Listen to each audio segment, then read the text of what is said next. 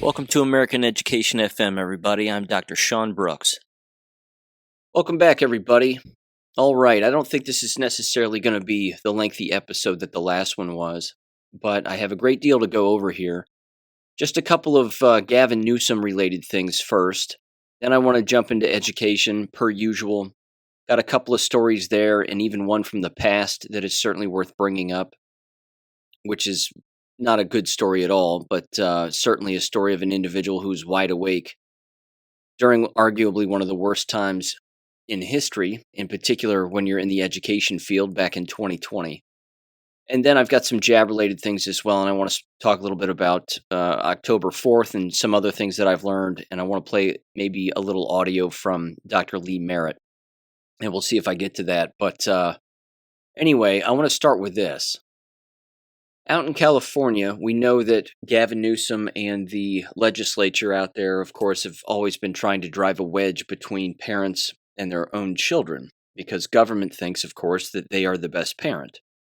Well, they failed on their bill when it came to schools being able to essentially decide for the child whether or not they are a female or a boy and playing all that pretend sex-related nonsense. That he vetoed that bill.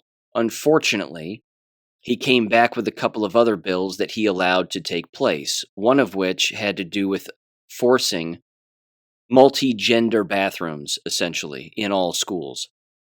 So that's apparently a law now in California. You can use whatever bathroom you want, no problem. So there's that. Unfortunately, there was also this, and he signed into law requiring that foster parents show that they will support their child's sexual orientation or gender identity. Now, again, this falls right in line with what many foster parents and foster families have been doing for quite some time. Some of them out there are absolute saints, and I want that to be abundantly known. There are luminous people who do amazing work with children that are not their own, and they purposely take in these children, again, to teach them things. A variety of things. It could be something as simple as bathing themselves because they were never taught and they just don't know. Making their beds, learning how to comb their hair, clean themselves, like I said, dress themselves, sit at a table, set a table, make a meal, things of that nature. These foster homes do exist. However, we also know that many foster homes are child sex trafficking operations, abusive organizations, and 1,000 other things that are absolutely horrific. This particular law that he has just signed, or bill that he's signed into law, falls right in that category. Not the former, but certainly the latter category. So I just want to read this very briefly here. It's kind of a summary. It says, the bill, SB 407, directs the Department of Social Services to amend the foster care vetting process to deny a family the right to foster children based on their beliefs about gender identity. State Senator Scott Wiener, who's a pedophile, allegedly, introduced the legislation which he says ensures LGBTQ foster youth are raised in support environments by creating standard documentation for their needs, adding more follow-up from the Department of Social Services, and requiring LGBTQ youth's needs be specifically considered at-home assessments, including clarifying that conduct that poses risk to the health and safety of the LGBTQ youth is a valid reason to deny a family the right to host a foster youth. So, the real brainwashing and the real indoctrination is going to be taking place now within Child Protective Services and within these adoption agencies, and of course within these foster parent organizations and homes. Because again, if they can confuse the child into believing something that isn't real and get them to play pretend, they may or may not give them to a particular foster family. They'll ask the foster family now a litany of questions. And if they don't answer the questions appropriately, or again, they happen to be a Christian foster family, you can guarantee that they're not going to get a specific child.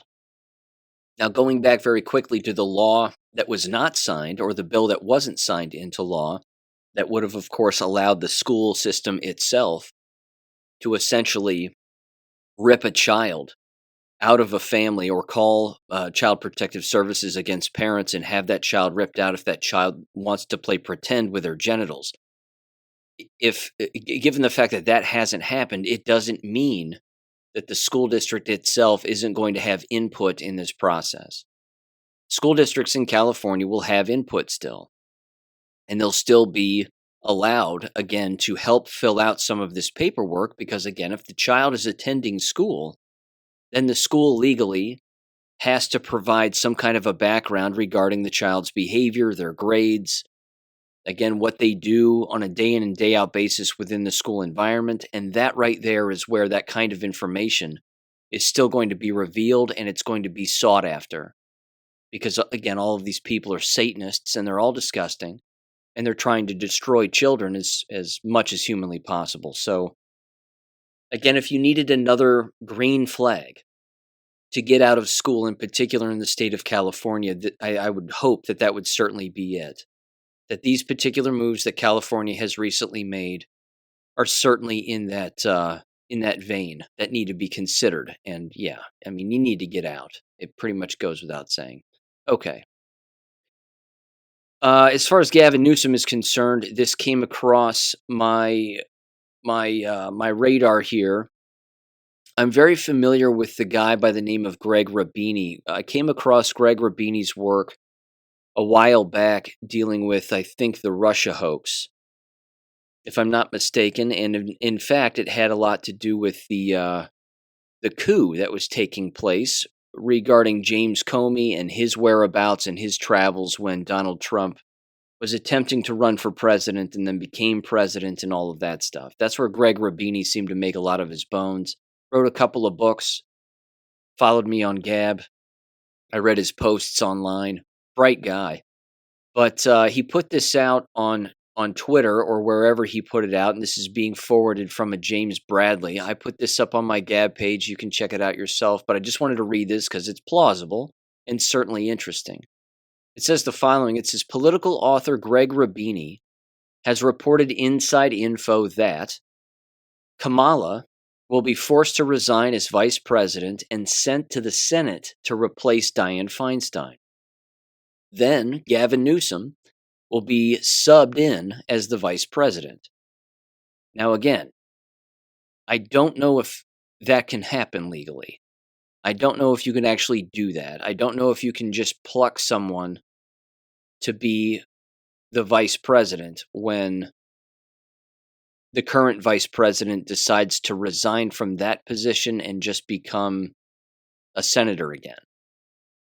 Again, I don't know the legal ins and outs of all of this, but I'm just reading it to you just because. It says, then they will remove Joe Biden from office. So they claim that once Gavin is placed as vice president, which I don't think can legally happen, Kamala Harris takes a step back into the Senate, or in one order or another, or again, maybe it's not legally viable. They claim that Joe Biden's going to be removed one way or another. They say this, and it's a direct quote, either he will die of COVID, or he fell from his bicycle, or whatever, or one way or another he will be forced to resign. Then Newsom will run against Trump. I have no trouble believing any of this, they said, because since 2020, it's become obvious that politics has become a 3D chess game with human pieces from both parties being moved into their places. So when Newsom says that he won't run for president, that is what he means. The presidency will be given to him. Folks, America is at DEFCON 1, giving Newsom national power is an existential crisis. We must take back the White House in 2024 or America is lost to us. I'm in the fight. I pray that you will join me there. God bless America. Okay. I don't think any of that can legally take place. We know lots of things are taking place that aren't legal. But I don't think that this can actually happen. I don't think Kamala Harris can resign and say, I just want Gavin Newsom to be vice president. It's an interesting story. I just don't think it's legal by any stretch.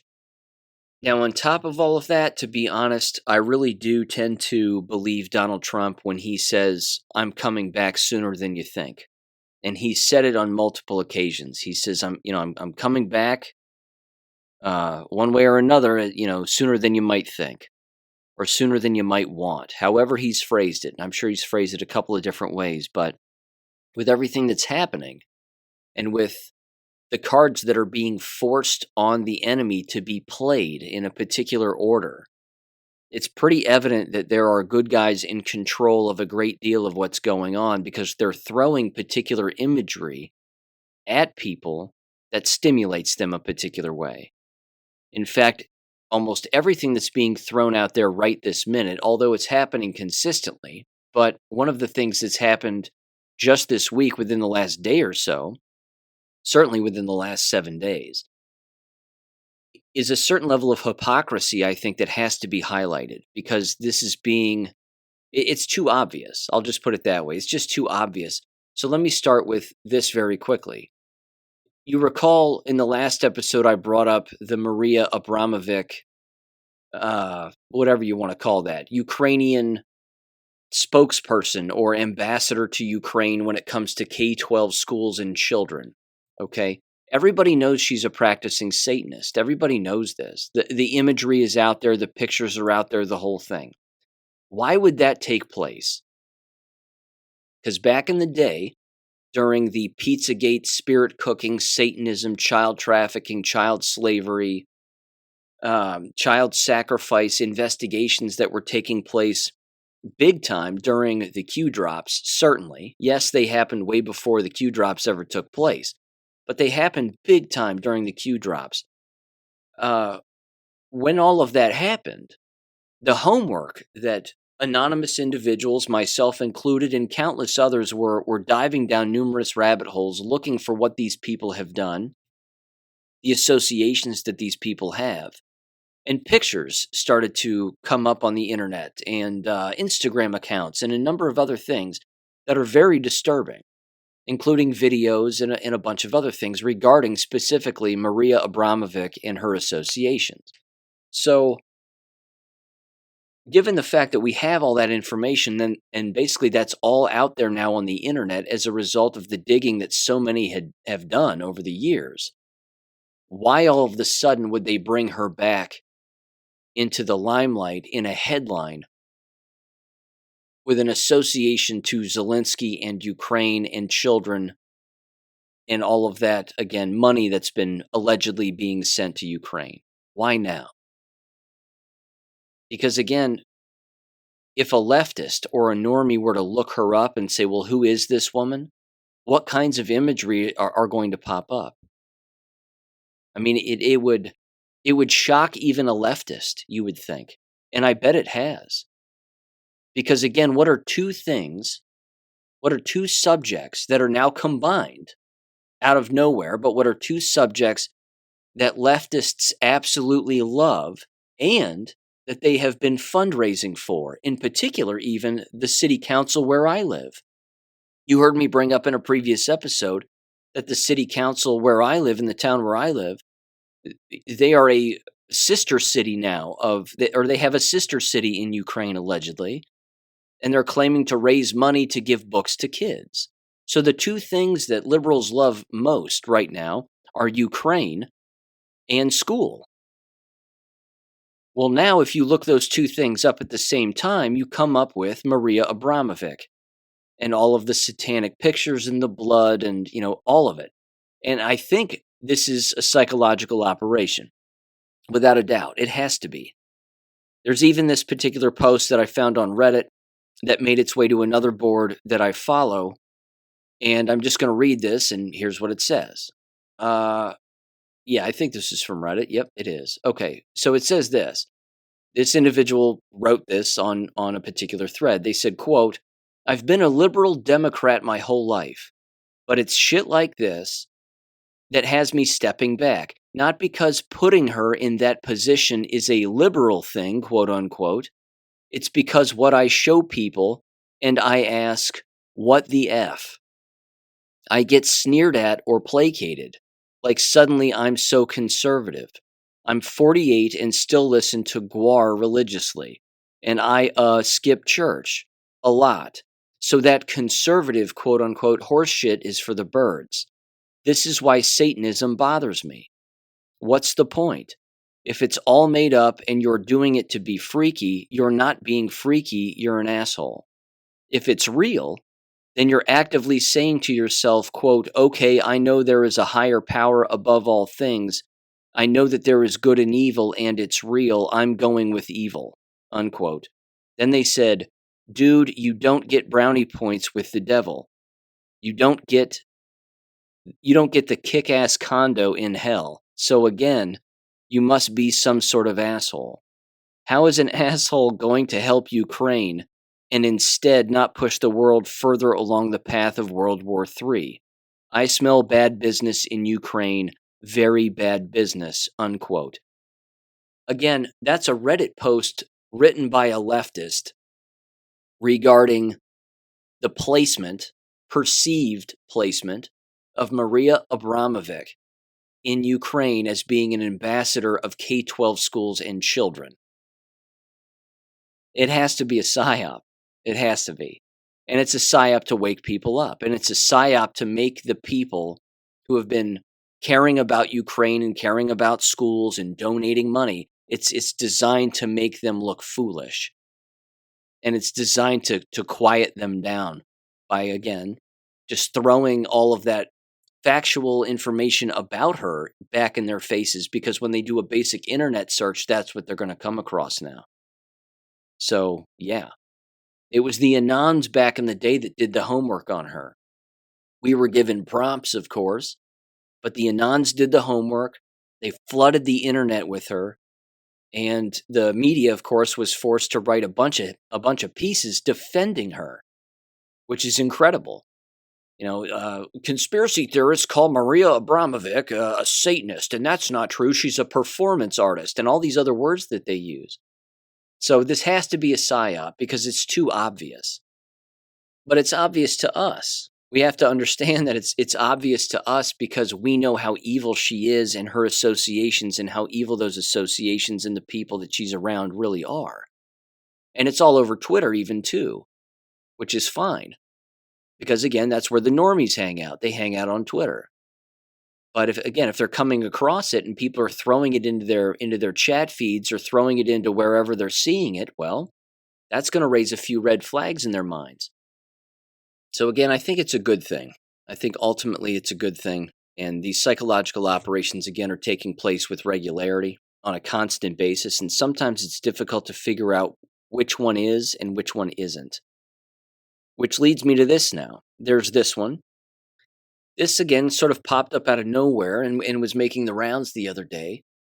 And it has to do with a German family that was living in Germany for a very long time. They were raised there, born and raised there. And the parents were homeschooling their children, and they have 9 children, as of now anyway.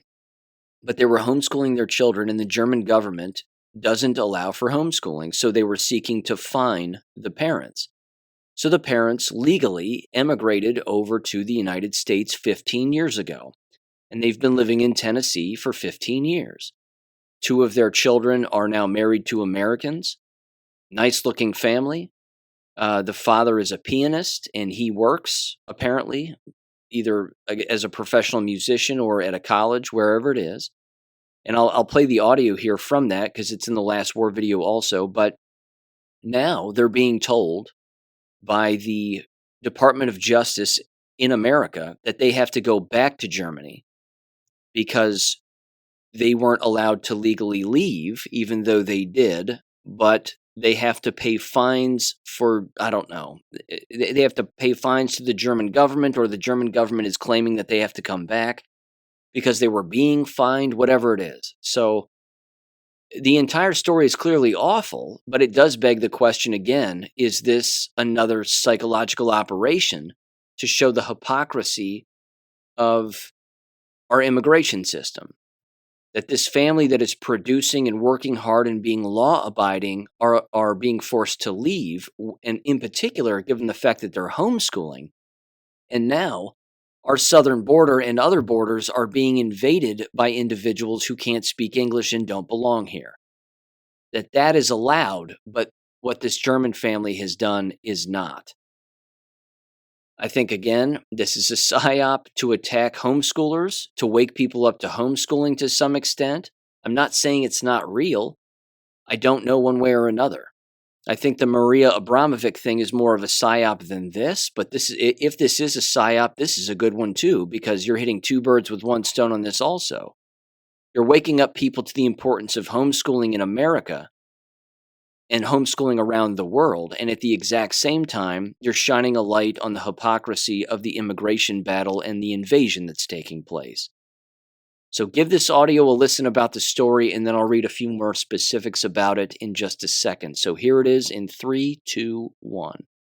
An East Tennessee family may be forced to leave the country. Originally from Germany, they settled in Morristown almost 15 years ago. 10 News reporter Vinay Simlot joins us from the newsroom to explain why the federal government says the family must return to Germany. Vinay? Rob and John, they moved to the U.S. in 2008 because German laws don't let parents homeschool their children.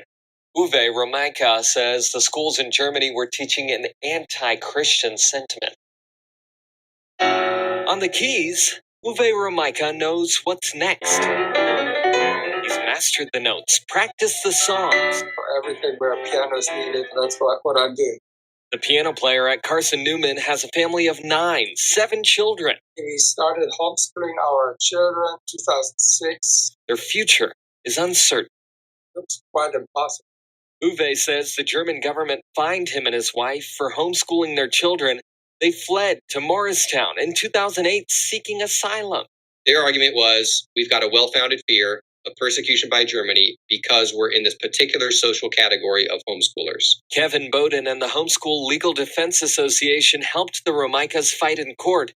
An appeals court ruled against their asylum. They have not shown that Germany's enforcement of its general school attendance law amounts to persecution against them, the judge wrote. And they're here with the approval of the U.S. government, but without permanent residency. Uwe says immigration agents asked him and his family to get German passports ready to self-deport. So we will be faced the same situation, same kind of persecution. 2 of his children are married to American citizens. 2 others were born here.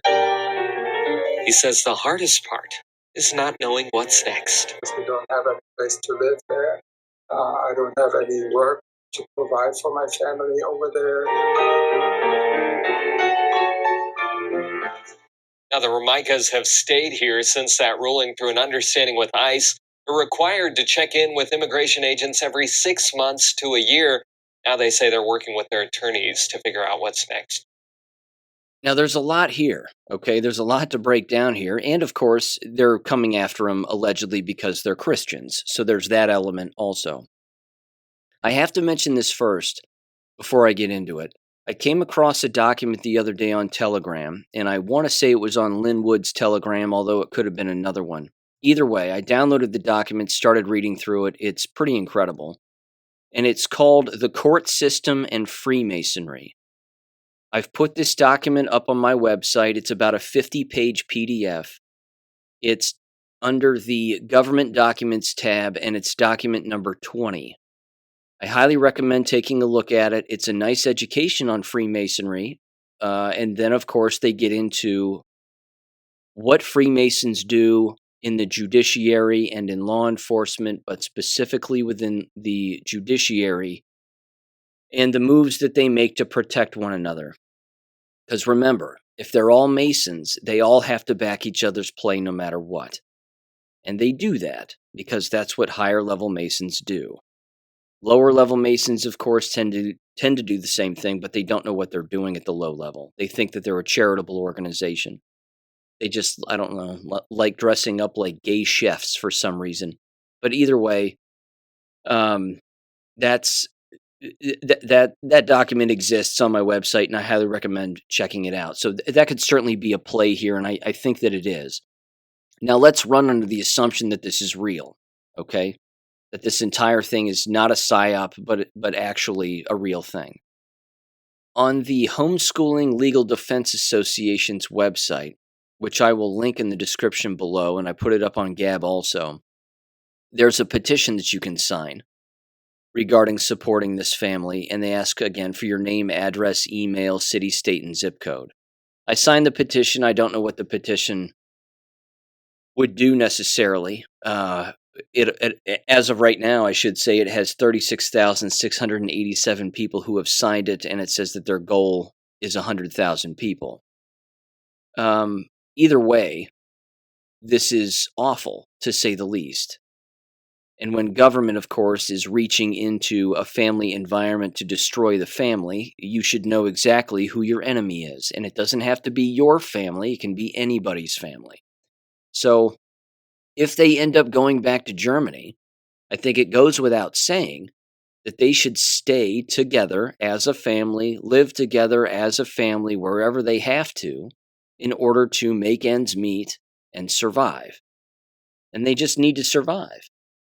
But fortunately, I think that this has brought a great deal of attention not only to them, but to, again, the larger agenda here at play.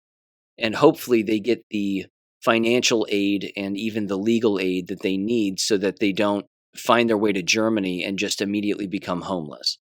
There are a lot of excellent patriots who live in Germany and would help this family, I'm certain. And hopefully, again, a time comes when they can come back here because clearly they like being here, I think, instead. Either way, here's kind of a little history on it. It says why this petition matters. It says that they are a homeschooling family, the Ramakis, if I'm saying that right, probably not, forced to flee Germany. They were being persecuted because of their religious conviction that they should be the ones directing their children's education. So in 2013, in the face of overwhelming public pressure to grant the asylum, the Obama administration granted this family an indefinitely deferred action status, quote unquote. This has allowed them to live and work in the United States for the last 10 years without fear of deportation. Then in September of this year, 2023, without any prior warning or explanation, they were told that they are being deported and have 4 weeks to obtain passports to Germany. Germany's opposition to homeschooling has only increased in the last 10 years, making criminal charges against the family all but certain upon their return. President Biden and his administration have the authority to direct the Office of Immigration and Customs Enforcement to reinstate the Ramakis' deferred status and save them from deportation. Together, we can ask the Biden administration to do just that, and that apparently is what the petition is all about. Now, the good guys have to know about this. There's no way that they don't. Stories like this don't make their way and don't make the rounds on Twitter or Gab without the good guys knowing. So they have to know. And if all it takes is a stroke of a pen from ICE in order to keep them here and allow them to stay, well, then that's all it takes. If it's an administrative signature, then so be it. But the question I think people have to ask themselves is who's asking about this regarding Joe Biden and his fake administration? Is it even a legal order, a legal deportation? See, it's these kinds of stories, too, where if the good guys know about them and Donald Trump is giving a speech, why is Donald Trump not mentioning this family in his most recent speeches? Why does he not bring this up? Again, if Donald Trump wants to be relevant in the speeches that he's giving moving forward here, and again, I like plenty of what he's saying. It's all great. And I have no doubt that the enemy is going to play a number of different hands in the future. And it's quite possible we don't even have an election so that, again, everybody in America gets to understand what that feels like, even if it's a controlled white hat operation. But I feel like Donald Trump still has a responsibility to bring up what's most relevant and what's going on in the world. And the people around him writing his speeches, they need to be the individuals bringing stories like this to bear. So they certainly don't listen to this show, but I would make a simple suggestion. The next time Donald Trump gives a speech, he needs to bring up this family because there are still many of Americans who have no idea that this kind of a thing is happening against a good white Christian family. Whereas, again, foreigners from God knows where are pouring into our country, raping each other along the way, bringing drugs and a whole lot of crime. And they're allowed in, and they get a cell phone and a free debit card and a place to live and food in their stomach. If they make it across the border and they make themselves, into custody somehow. So it would show the hypocrisy, again, even to the so-called awake, who clearly don't support illegal immigration, but would certainly support a family like this because they did it the right way.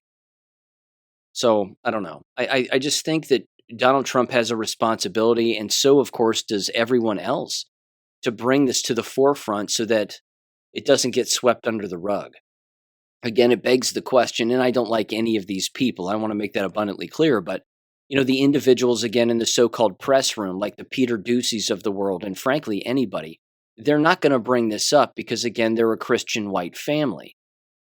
But they have a responsibility to bring it up because, again, it shows the blatant hypocrisy. So it begs the question, where's Peter Ducey during all of this?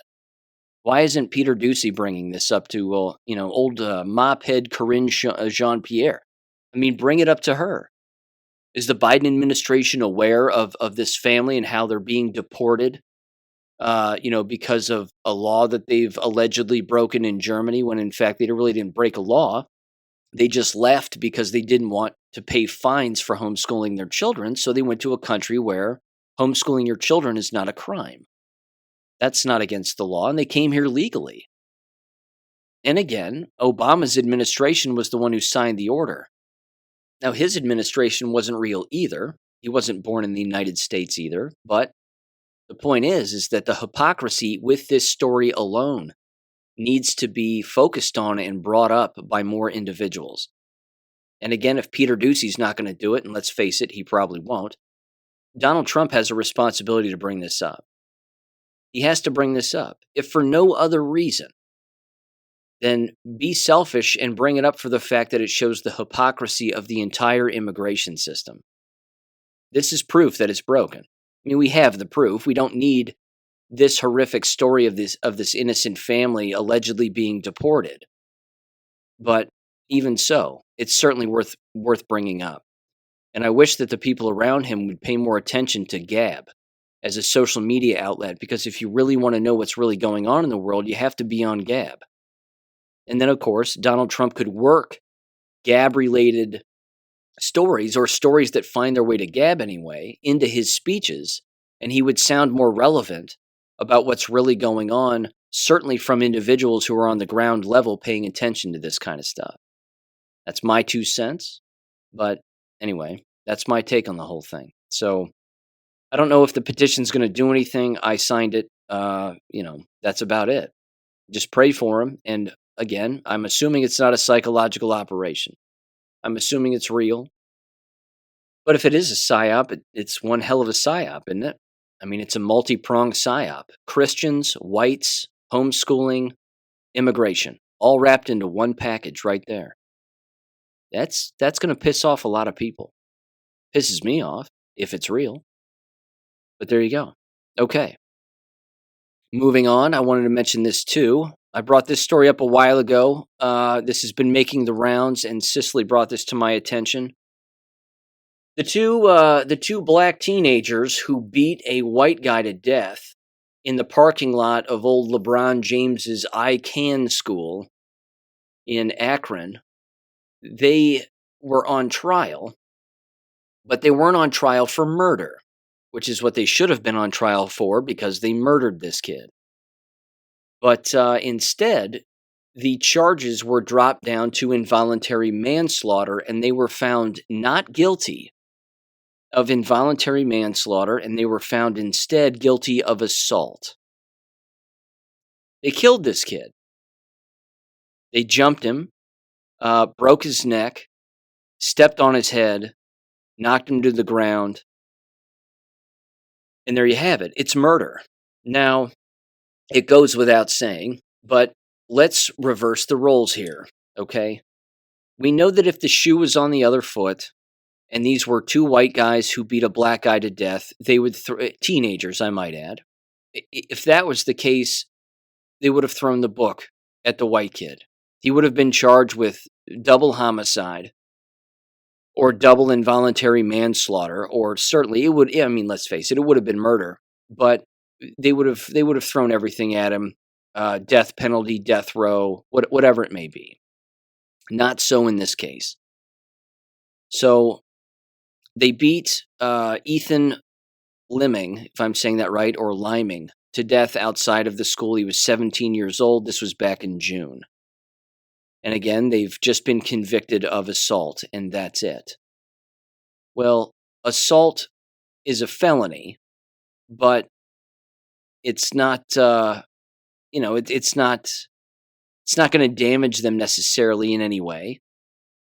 It says on Monday, a jury convicted the two brothers, Deshaun Stafford, 20, and his brother, 19-year-old Tyler, on lesser assault charges. So they're facing up to, let's see, it says Deshaun, first, was found guilty of felony aggravated assault and one misdemeanor count of assault. His brother was found guilty of one count of misdemeanor assault. A misdemeanor. It says Deshaun is only facing up to 2.5 years in prison after he fatally punched a minor teen. Freemasonry, ladies and gentlemen. Yes, it's race-related, we know that. But the court system and Freemasonry, if they have orders by other Masons, they have to follow them. Lawyers are Masons, cops are Masons, judges are Masons, you name it. It goes up and down. And yes, there are black Freemasons. Freemasonry is not just a white club. There are blacks in Freemasonry. There are women who are associated with, again, Freemasonic groups as well. This is a thing. And we know why it's happening also. It's happening because there is a race replacement element in this. There's a satanic element in this. There's a satanic Jewish element in this. All of that's tied together. And again, it's it's directly tied to LeBron James's school. So if this happened somewhere else, if this was just a random parking lot in Alabama or a random parking lot in another state, this would not have been the outcome of this particular trial. No one would have accepted that they try these individuals for manslaughter or involuntary manslaughter. Because again, let's look at another case, for example, without naming any names because I don't have to. If an individual gets behind the wheel of a car and kills someone, not intentionally, of course, it's an accident, but they end up dying, they can be charged with involuntary manslaughter. In particular, if the individual who is doing the driving of the automobile who hits other people and ends up killing them is breaking the law while they're driving. If they're intoxicated, then almost always, if someone dies, they're going to be charged with involuntary manslaughter. They didn't mean to do it. They didn't mean to get intoxicated, get in a car, and purposely go out and kill somebody, but it doesn't matter. That's why it's involuntary manslaughter. Did these two black kids try to kill this white kid? Only they and God know that. And Satan knows that. But they killed him nonetheless. And they beat him and they broke his neck and stepped on his neck and, 1,000 other things. Well, that's murder. That's not involuntary manslaughter. I mean, they purposefully sought this kid out. That was the point. So that's intentional. But again, this is the Freemasonic legal system that we all operate under, and it's awful. In fact, let me read from that document, the court system of Freemasonry. The court system and Freemasonry, rather. This is on page 20. Actually, it's on page 18. I'm just hand-selecting this one particular paragraph here. But it says this. It says, Freemasonry believes and teaches its members that they are above the law of the land, that they are bound by oath to answer exclusively to their Masonic obligation as decreed by the Grand Lodge governing their jurisdiction. It rewards its members by way of organized corruption through a system of favoritism that assures preferential treatment throughout society. All levels of government are affected by its self-serving agenda designed to shield itself from investigation. In North America, the media has been unable to conduct investigative reporting under its influence. With its presence in the justice system, it has guaranteed itself protection from prosecution. In every way, Freemasonry is a blight upon the land as a vehicle for wanton corruption. In essence, it is, as Reverend Charles Finney describes, an evil scourge inflicting and bringing about the worst of human character. The murder of Captain William Morgan, Appendix C, demonstrates the effects of Freemasonry on the human character. However, as demonstrated by subsequent revelations surrounding this murder, most people will reevaluate their involvement and respond appropriately where in possession of the truth, or when in possession of the truth. And it just continues to go on and on and on. Again, this document's incredible. It talks about hand gestures that they'll give each other in court. It talks about words that they'll use in court that will indicate to one another that they are Masonic and that they have to back each other's play no matter what. Not to mention, it talks again about getting to individuals behind closed doors before certain instances come to light. Certain things go to trial, a number of different things, and certain verdicts can even, find their way basically to a courtroom before a jury even makes the decision, because even the jury can be bought, and there can even be Masons on juries, and we know this for a fact, and it just keeps going on and on. So, a case like that is beyond dirty. We know it, and unfortunately, the societal times influence these kinds of people as well. And it influences how many people get to these people in order to influence their decisions. But you can't trust somebody who takes 2 oaths. You can't trust somebody who takes an oath to Freemasonry and also puts their hand on a Bible and claims to uphold the law of the United States or the law of the land. Again, they think they are the law of the land. So therein lies the hypocrisy, and therein lies the problem. All right, moving on. There is this too. LeVar Burton, old LeVar, reading rainbows LeVar Burton. He claims that blocking children's access to explicit books is white supremacy, so saith the headline.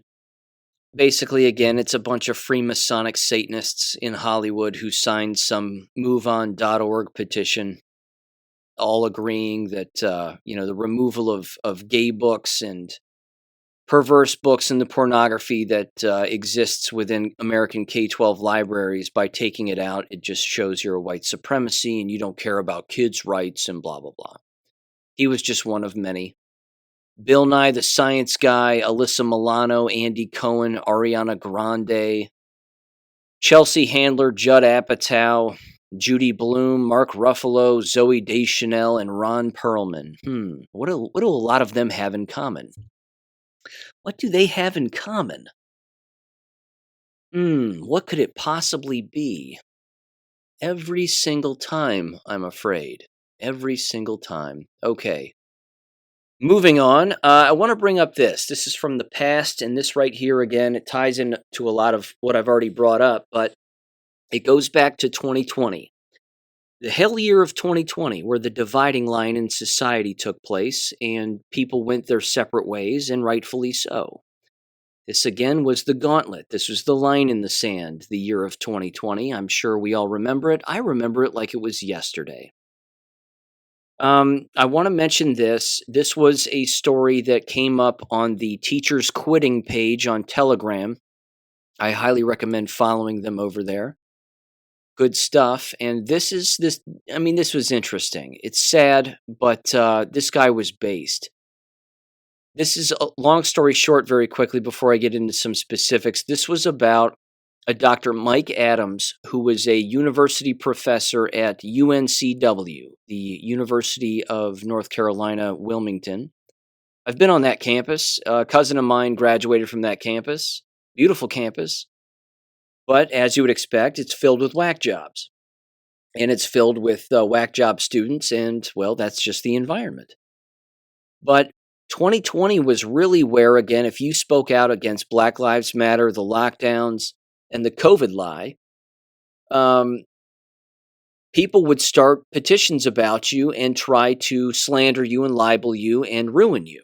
Again, a very similar thing was attempted regarding my own dad. But unfortunately for this Dr. Mike Adams, he ended up taking his own life. But this guy was based. This professor was based. So this particular article is from the Seahawk.org, written by a Veronica Wernicke and a Brenda Flanagan on June 5th of 2020. It says the following. UNCW professor came under fire again after students brought attention to his prejudiced tweets, it says, about Black Lives Matter, about the Black Lives Matter movement. This sparked students and community members to share their experiences with Dr. Mike Adams, who works in the Sociology and Criminology department. Their outcries show a long history of problematic behavior from the professor. 3 new Change.org petitions have been created to get Adams fired. 55,000 signatures. The thing that people have to understand too is that these Change.org petitions, anybody can sign them. You don't even have to live here. You don't even have to be in this country. Anybody can sign them. You don't have to know the truth about anything. It is, hands down, a Bolshevik tactic that is used by Bolsheviks to ruin someone. What you have to do, of course, is just keep doubling down. That's how you destroy a Bolshevik. You just keep doubling down.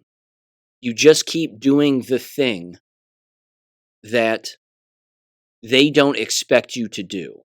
Because what they do is, these Bolsheviks, is they will attack you and attack you and attack you, and they'll do whatever they have to do to either get you to resign, fired, sell your home, move, whatever. You just have to keep doubling down. Now, again, this dude's tweets, this Dr. Mike Adams, the departed himself, his tweets were awesome. And here's what he said on one of them on May 29th of 2020. He says, rioters don't care about social issues. They are thugs looking for an opportunity to break the law with impunity. Yes. Keep in mind, the guy's a sociology and criminology professor. He's not wrong. It's 100% right. But only the Black Lives Matter dummies were like, well, that's racist. You can't say that. And again, there was more university pressure. And then, of course, other idiots within the university kept coming after him. Here's one from May 28th, the day before. He tweeted out, don't shut down the universities. Shut down the non-essential majors like women's studies. That's great. That's great. That's great. Again, the guy was based. He knew what was up. He knew what was going on. Here was another one. This one's from May 29th again. He said, quote, this evening I ate pizza and drank beer with 6 guys at a 6-seat tabletop. I almost felt like a free man who was not living in the slave state of North Carolina. Massa Koopa, let my people go. Unquote. Of course, he's referring to their governor, because they were on lockdown, allegedly, and closing places and, again, threatening people and limiting movement and 1,000 other things. He's 100% right. He has freedom of speech. Here's the sad part. The sad part is that all of this became too much. All of the attacks against him became way too much. The alumni even wrote a letter urging the university, UNCW, to fire him. There were numerous complaints, more petitions, so on and so forth. And unfortunately, in August, he shot himself to death. So, rest in peace. You were based as hell. We needed you in the fight. He ended up winning, by the way, before he killed himself. He won a $500,000 lawsuit from the university. So, great. In fact, he once sued them a while back for discrimination and violating his free speech rights back in 2017, and they reached a settlement in 2014 where he received the promotion that he was after probably to full professor, which that's exactly what it says here. $50,000 in back pay and an annual salary of $75,000 and a $9,000 raise, according to the Star News Public Employees Salary Database. The guy's gone after the university before for violating his rights. So there are a lot of lessons here, but one of them is this. You can't back down from Bolsheviks. That's number one. Number two, if you think winning lawsuits and getting money can fix a person's frame of mind, think again. Because this guy won in court against these people before regarding his promotion and tenure, essentially. And then again, ended up winning approximately $500,000 in this suit also, which it says here, this is from the New York Post, that he had reached a $500,000 settlement with the university and was set to retire on August 1st of 2020. He ended up killing himself shortly after that, apparently. But again, I just think that another lesson here is that you never know when a person is going to break. It doesn't matter how many good things are happening to the individual. I've written about this on numerous occasions before, certainly within a number of my books, that even if the person is seemingly winning and receiving funds as a result of standing up for their God-given rights, that it's still going to take a toll on a person mentally and emotionally. And again, it would have been awesome to have this guy in the fight, certainly during the last 2 years, without a doubt, last 3 years. But this guy was based as hell. He was just 100% based. He knew what was going on. He was calling out everybody's hypocrisy. He wasn't playing the game.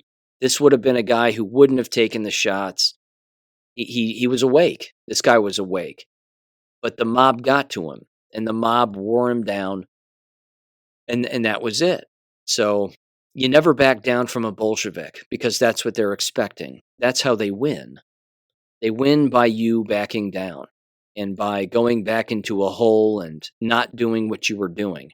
It doesn't mean that you go out there and you pick fights and be reckless, but you have freedom of speech and you have freedom of expression. You don't punch a hornet's nest necessarily, but at the exact same time, you don't run away from hornets when they're coming after you. You stand your ground and you crush them.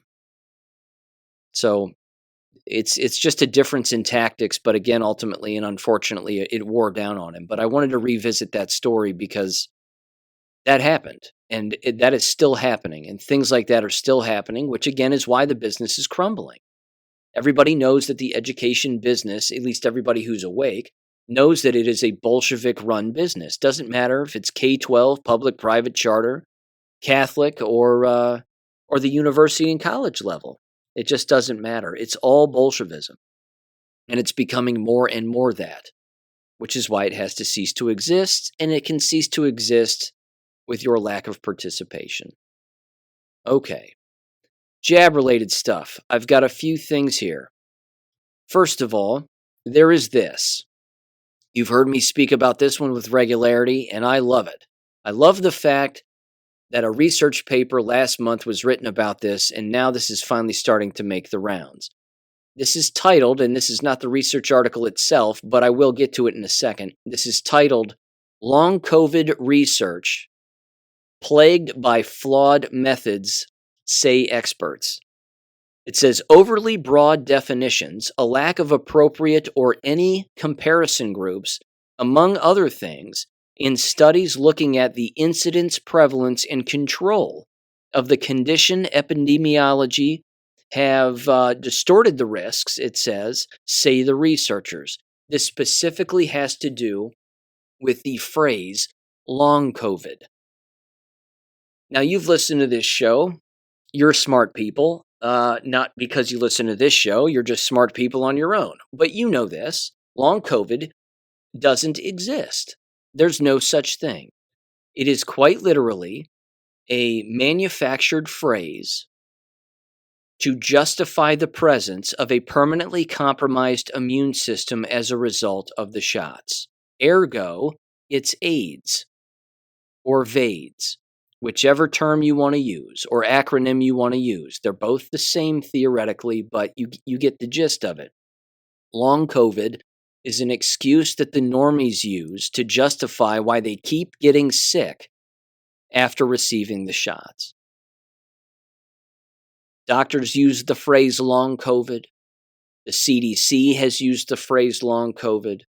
Fauci, Walensky, the current CDC director Cohen, all of them. They've all used this phrase before, and the normies use it with regularity because those are the people that they listen to. So here's the actual research article itself and what they revealed. It's exquisite. It says the actual research title is this: How Methodological Pitfalls Have Created Widespread Misunderstanding About Long COVID. There were 3 authors associated with this, and this was published, I believe, back in August, if memory serves. Okay, here we go. Key messages. There are 3 bullet points as the key messages from this particular study, which again is basically their abstract. It says the following, quote, "The existing epidemiological research on long COVID has suffered from overly broad case definitions and a striking absence of control groups, which have led to distortion of risk. The unintended consequences of this may include, but are not limited to, increased societal anxiety and healthcare spending, a failure to diagnose other treatable conditions, misdiagnosed as long COVID, and diversion of funds and attention from those who truly suffer from chronic conditions secondary to COVID-19. Future research should include properly matched control groups, sufficient follow-up time after infection, and internationally established diagnostic or inclusion and exclusion criteria," unquote. It's a flat-out open discovery and an open admission that by using the term long COVID, you're not actually diagnosing anything, treating anything, identifying anything, or looking at anything objectively. If everybody was just calling chronic illness after the shots hamburgers, and everybody just started saying hamburgers, then they would say, well, I have hamburgers. And that's it. Again, it's the world's worst game of telephone. They're saying the same thing over and over and over again, which is what the game of telephone is. But they don't know what they're saying or why they're saying it. They're not even thinking about it. They're just saying, well, clearly it's long COVID. They're lying in bed. They can't move. Yes, they've taken 2 or 3 shots and they have heart failure and 1,000 other things, but clearly it's long COVID. It's beyond ridiculous, and this paper proves it. Long COVID isn't real. Permanently damaged DNA is real. We know this. Permanently damaged DNA as a result of any quote-unquote vaccine. This isn't a vaccine. All vaccines are biological weapons, but this is a biological weapon too. And that right there causes AIDS, which is a litany of syndromes and endless conditions that exist as a result of having a permanently compromised immune system because you have broken DNA. That's it. That's simple. Any medical doctor could say that. I'm not a medical doctor, and I can say it because I know the truth. You're not a medical doctor, maybe, and you know the exact same thing. That's a very simple and truthful explanation. See why kids in school fail? I mean, this is it. This is the reason why kids in school fail. This is why not everybody has straight A's. Because no one's on the same page. Everybody's repeating lies and fairy tales. And they don't understand how simple the actual truth really is. In the words of Judge Judy, again, when you tell the truth, you don't need a good memory. But when you lie, you just have to be dumb enough to remember a phrase and then repeat it all the time. Long COVID. This paper proves that long COVID isn't real, doesn't exist. Never been identified, never been studied, not a thing. It's a buzzword. And unfortunately, it's a buzzword that's gotten lots of people killed. Again, if I had a nickel for every time that I've heard a jabbed person, after they've gotten the jab, say, well, I got COVID, I'd have a truckload full of nickels. How is that possible, jab people? Again, I have sympathy for some. I really, really do. But for individuals that don't ask questions and ask themselves, well, how is it possible? How is it possible that I got quote unquote COVID, which also isn't real, FYI? How is it that you got that after taking the shots that were supposed to keep you from getting it? Interesting. Very interesting. I also wanted to read this. This was tossed to me by our Michigan business friend, who will remain anonymous for the moment anyway, and continue to remain anonymous. But thank you again for sending this my way. A couple of things, actually. One of them is a Substack here from Dr. Anna Maria. I'm going to get her last name right. Give me a second. Myhalcia. There we go. I think that's right. Her work is fantastic. I highly recommend following her on Substack if you can. Her Substack is called Humanity United Now. And I'm going to read this. This has a lot to do, again, with 5G. And there is a 5G symposium live stream that's taking place this Friday, September 29th, starting at 11:50 a.m. Eastern Standard Time. She says here that the event will be live streamed on Friday. The America Media Periscope News will interrupt their irregular programming to stream this across their platform. I will post a link to the live stream later this week, she says, and it will likely go up until 6 p.m. Eastern Standard Time. The symposium will evolve around the topic of 5G. And again, she gets into the business of the October 4th FEMA alert. These are the individuals that are going to be participating in this. Attorney Todd Callender, Attorney Warren Mendenhall, Attorney Bobby Ann Cox, Dr. Lee Valit, if I'm saying her name correctly. They, of course, were also guests on SGT Report recently. Teresa Long, Dr. Teresa Long, Dr. Pete Chambers, Attorney David Meisweikel, my apologies there, Joseph Sansone, PhD, Dr. Myhalcia is going to be there as well, and Ann Vandersteel. Jeff Prather also, I believe, is going to be there, and more individuals. This is going to be an interesting presentation. Again, who are you not going to hear in this presentation? Where's Dr. Robert Malone? Where's Dr. Simone Gold? How about Peter McCullough? Where are these people when it comes to 5G, electromagnetism, electromagnetic radiation, and the shots? Where are those people when it comes to this? See, they're too busy grifting. They don't want to expand their mind, because this right here proves that virology, as a cough, cough, sneeze, sneeze kind of thing, is a lie. It just continues to prove that it's a lie. And they can't associate themselves with people like this, because people like this are out in front of what's really going on. So again, that symposium, again, is taking place on September 29th. If you subscribe for free to her Substack, she will pop up the link and make that available. I'll do the exact same thing later this week for Friday's episode, and I'll include that in the link below on Friday's episode also, if you want to check that out. I plan on tuning in and checking that out on Friday afternoon. Should be interesting. Let me mention this too. Again, when it comes to October 4th, I heard Todd Callender rather say that your microwave is a Faraday cage. So apparently, if you leave your microwave plugged in so that it's grounded, but you pull the power to your house and you put your wireless devices inside of your microwave, of course, leaving your microwave turned off, you're not going to turn it on, but you turn off your devices and you put it inside of your microwave, that can help your devices from receiving any kind of a 5G push out or a 5G signal, allegedly.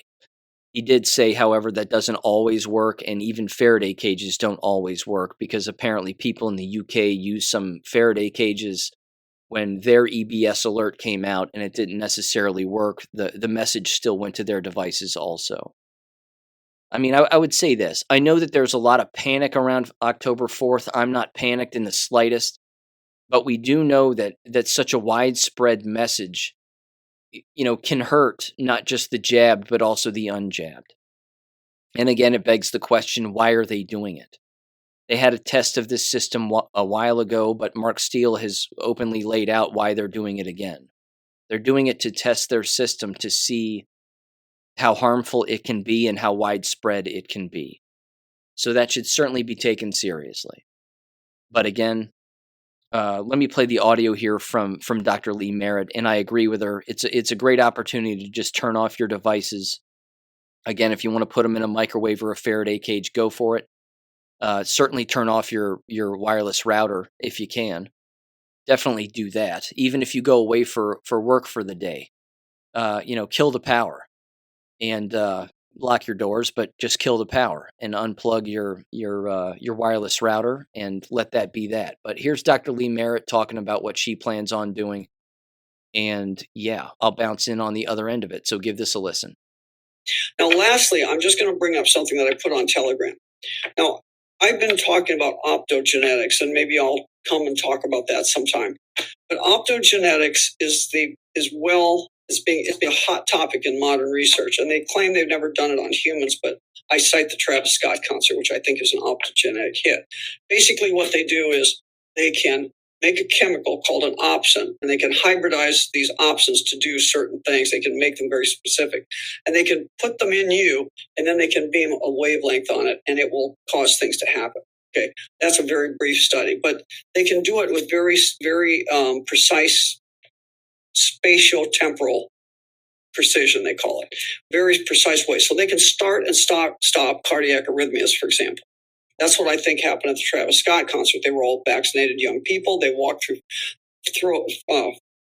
strobe lights, and then they went into the music where there's all this wavelength, and it tends to be a lower frequency wavelengths that are used to activate these things.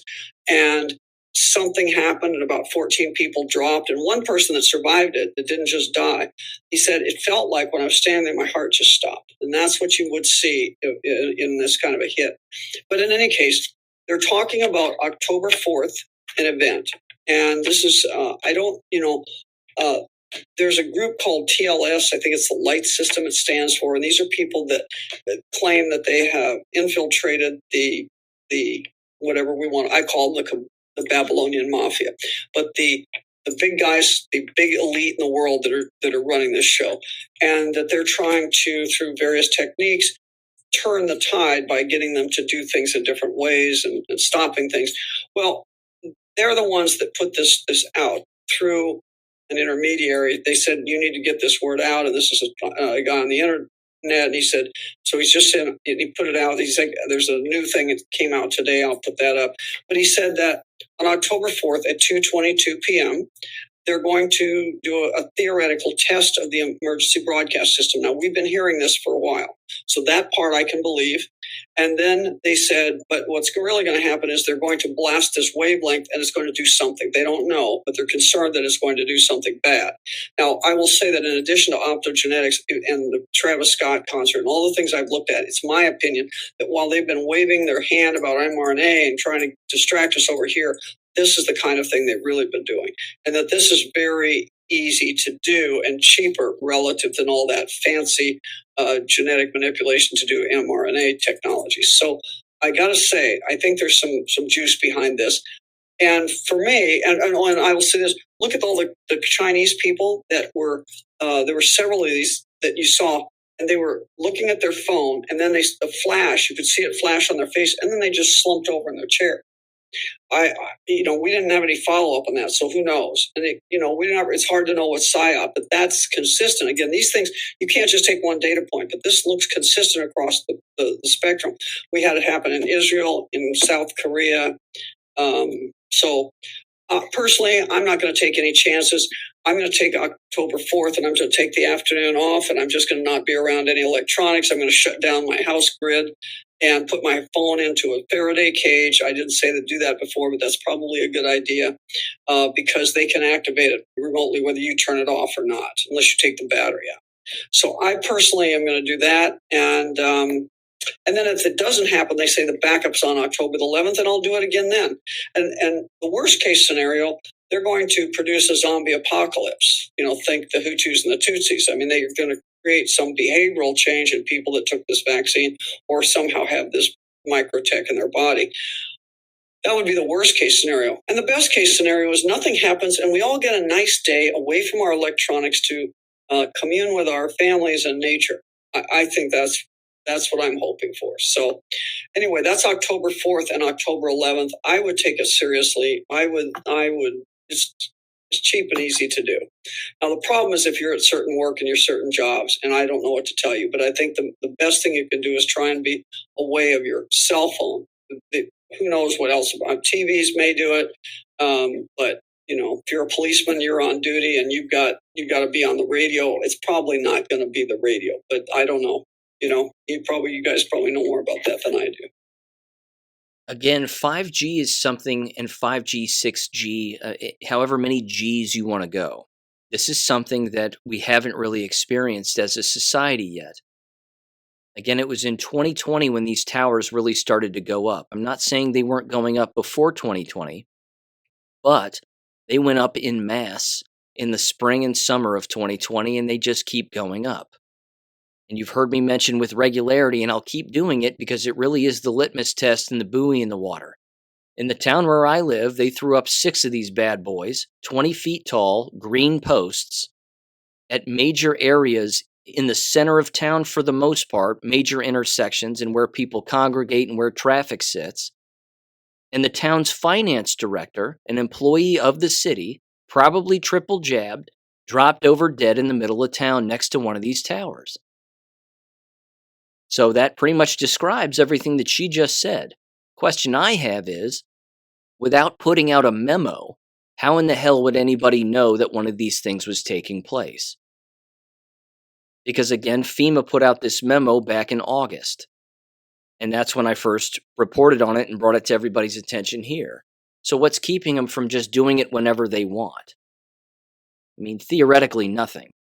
They could do it whenever they wanted, and people wouldn't be prepared for it, and certainly the knowledgeable, which begs the question, again, why would they bring this out as a memo?